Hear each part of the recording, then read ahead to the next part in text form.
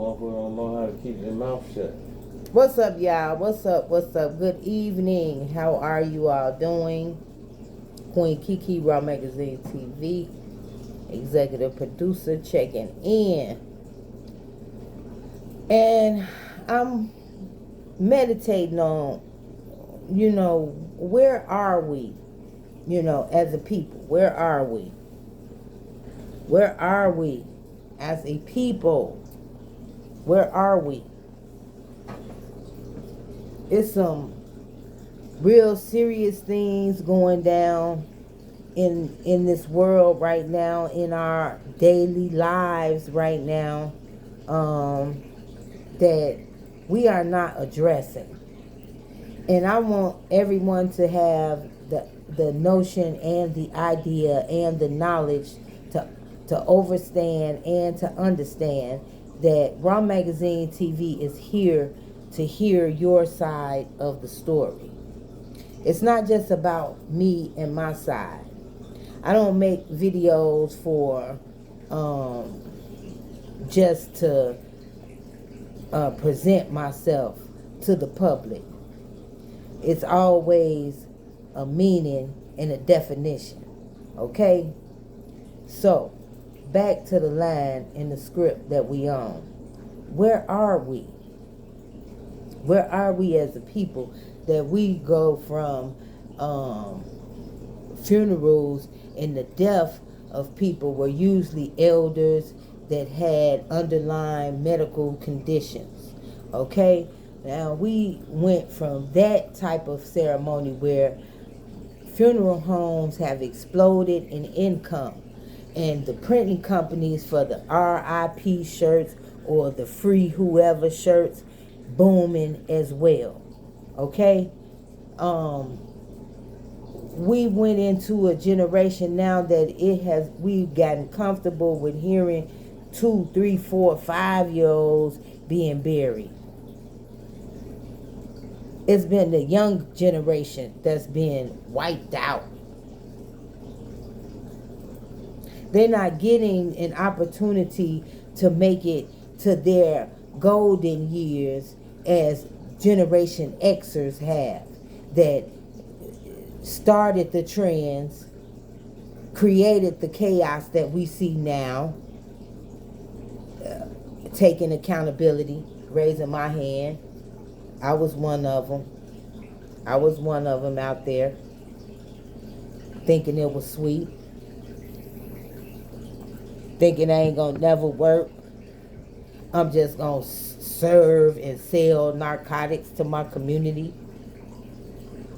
sell death to mothers, fathers, whoever had $20 and up was getting served.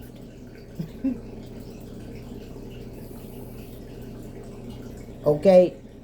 So the generation that set the trends and was really in that life, that people who pretend to live that life became entertainers and brought it to the entertainment level, whereas we lived in secret.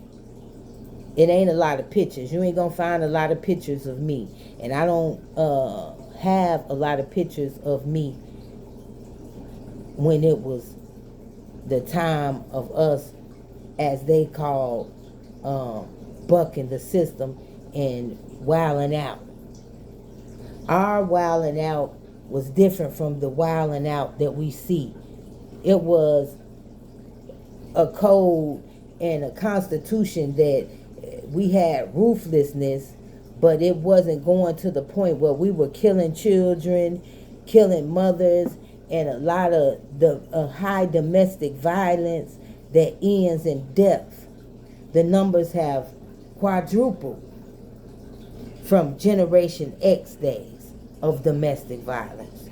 So if that's domestic violence and crime is on the uprise, then you got poor educational systems set up for the children and the parents in low income or moderate income areas. When y'all President Barack Obama, our President Barack Obama, your president, Barack Obama, got in office,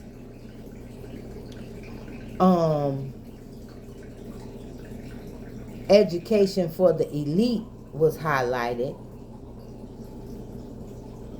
but on a local level, it still remained unaddressed properly. That's why many schools closed in the hometown of your president, Barack Obama, that have recently been reopened to house immigrants bust from Texas, because Governor Abbott said, hell no, we not having all these illegal immigrants in the state of Texas.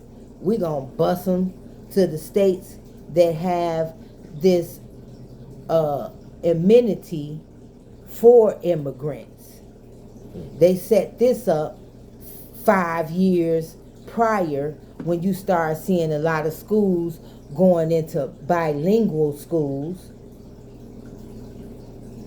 You know what I'm saying? And multicultural schools that would have a decent education that allow the tools and the resources. Because I'm going to tell you why. The Mexicans, Puerto Ricans, anyone under the Espanol culture, even if they didn't speak English, they had a bilingual interpreter at the parent meetings at the school. And they were having votes on how to spend the funding, millions of dollars. Okay? They were there. They were present. And when you look at the black student side of the parent meetings, in which they are deciding on how to spend funds, you see one or two, if that. And I'm speaking from a perspective as a parent that was the one or the two in that during my children's education.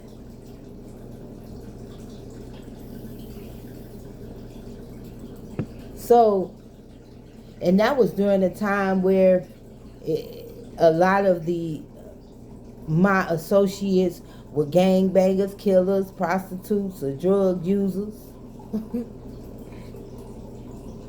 As they say, the group that you try to only be around when you're trying to have a good time. The cop your choice, your preference of narcotics, and go out to your parties. Yeah. I'm a part of that generation. The trendsetters.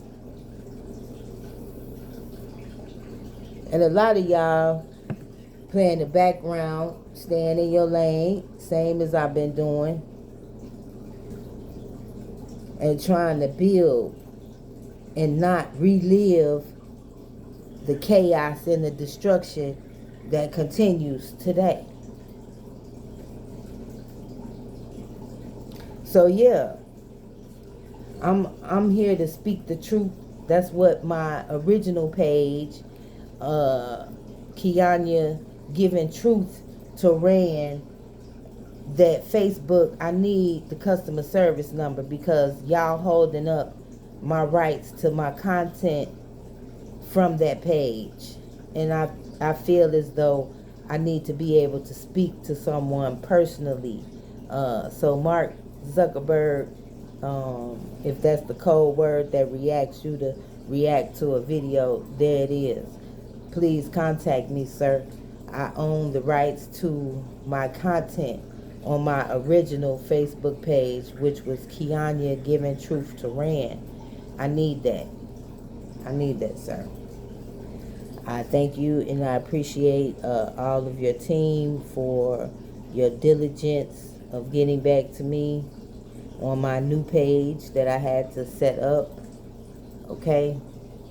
Now that I'm done with that, let's get back to the topic at hand, which is all of this madness and injustices that we living through and living in, and not attempting to have a safe space to discuss the after issues. It's like a story get told on one day and then all the rest of the days ain't no follow-up.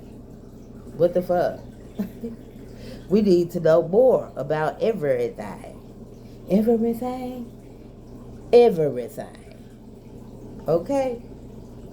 We need to know more about everything, not just have a story reported one day and you don't have no type of follow-up and you forget about it your damn self and still go on with your life.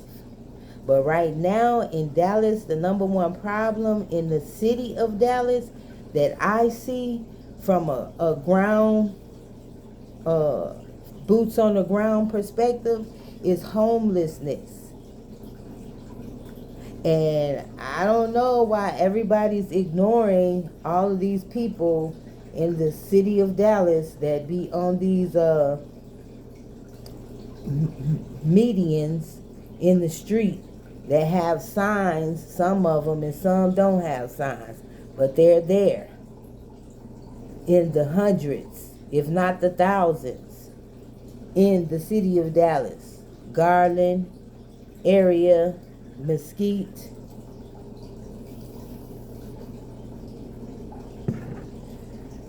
I don't know. Downtown. Shit.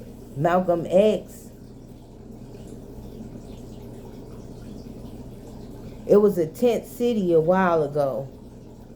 We drove through there.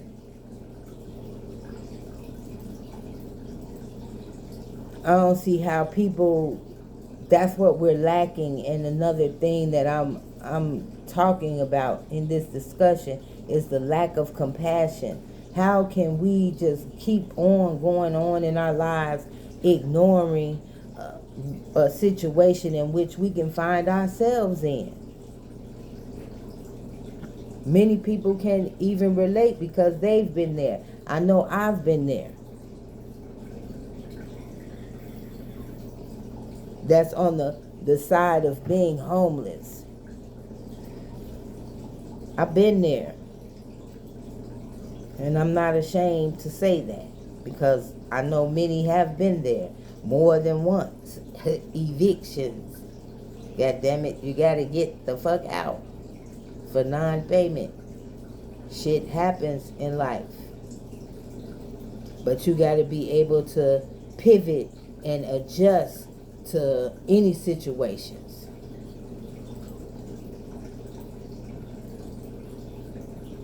Whatever they got planned, no matter what, you gotta first have a firm faith and belief in God, the Most High, who created you, your creator.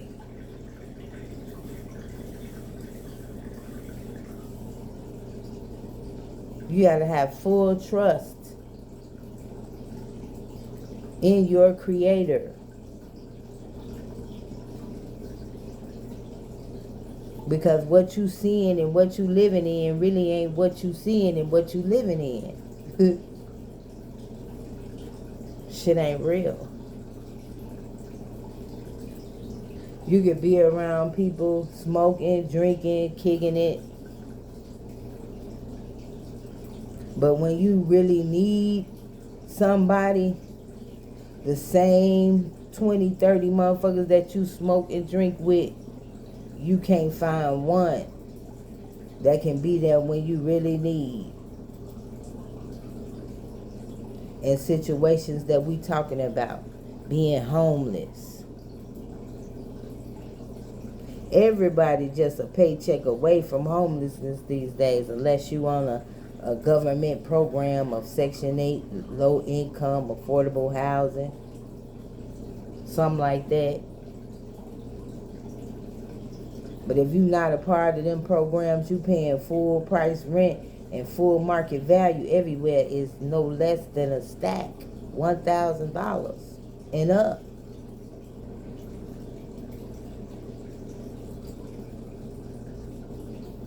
It used to be where you could get a fly ass pad for $500 a month, 750, 2-3 bedrooms, nice neighborhood, right off the lakefront, right in the Rogers Park area where I grew up at and where my part of my stomping grounds is, where I laid my mark.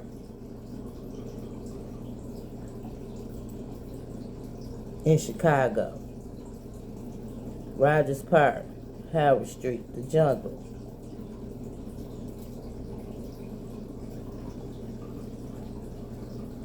But y'all want to continue to try to act surprised and like y'all don't know what's going on because nobody's talking. And that's why I created Raw Magazine TV. It's a program and a platform, that will allow us to have the freedom of speech. Our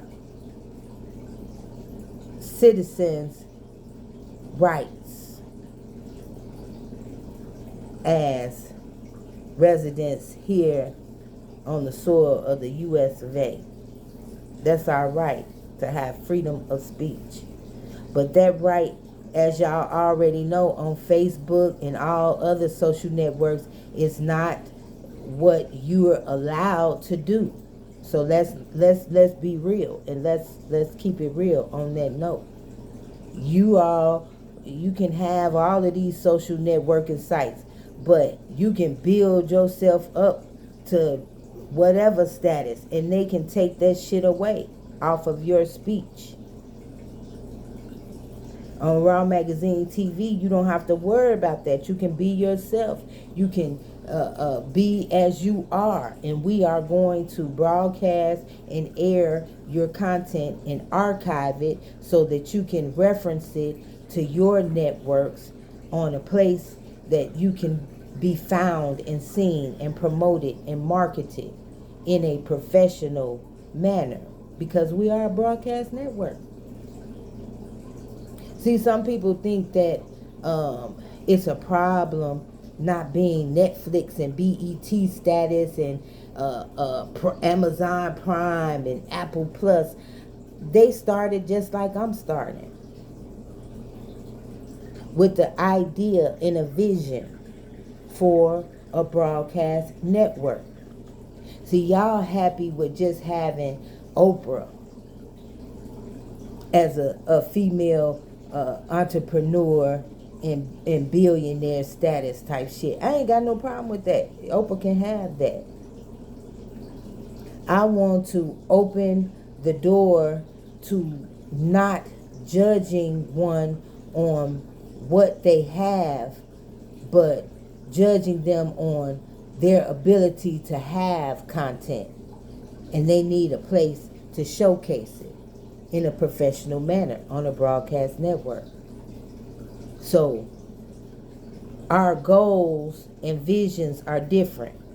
You have to already have a following and make some sort of contribution that they recognize as valuable, which is usually those that lack a high standard for morality, character, and dedication to glorifying our culture and our people in the light that they are. Raw. Real artist work. Flip it over, it's war. I didn't come up with that. That was God-given.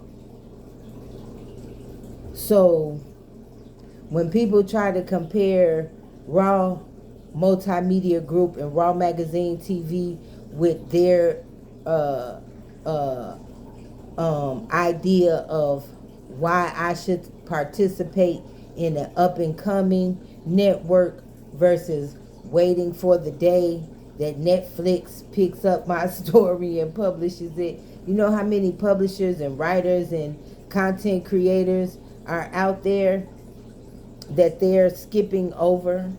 We want you on Raw Magazine TV.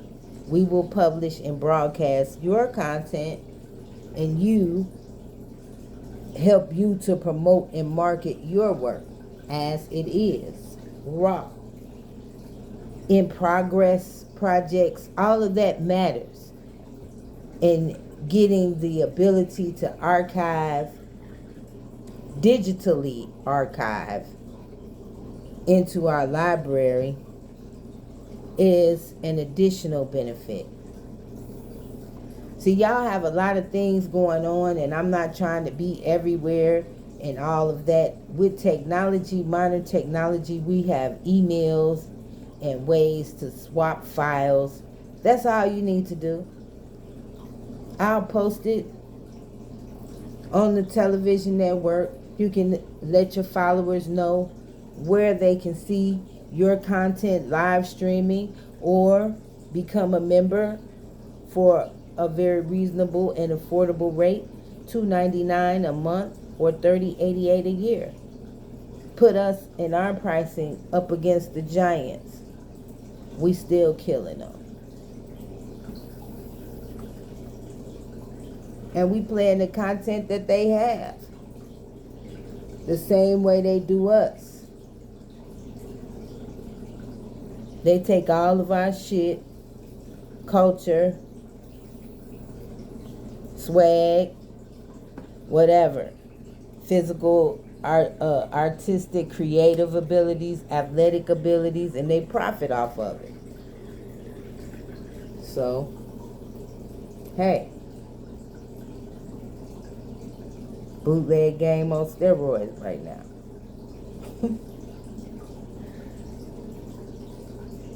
But I'm finna wrap up this discussion because I'm ready to go to sleep.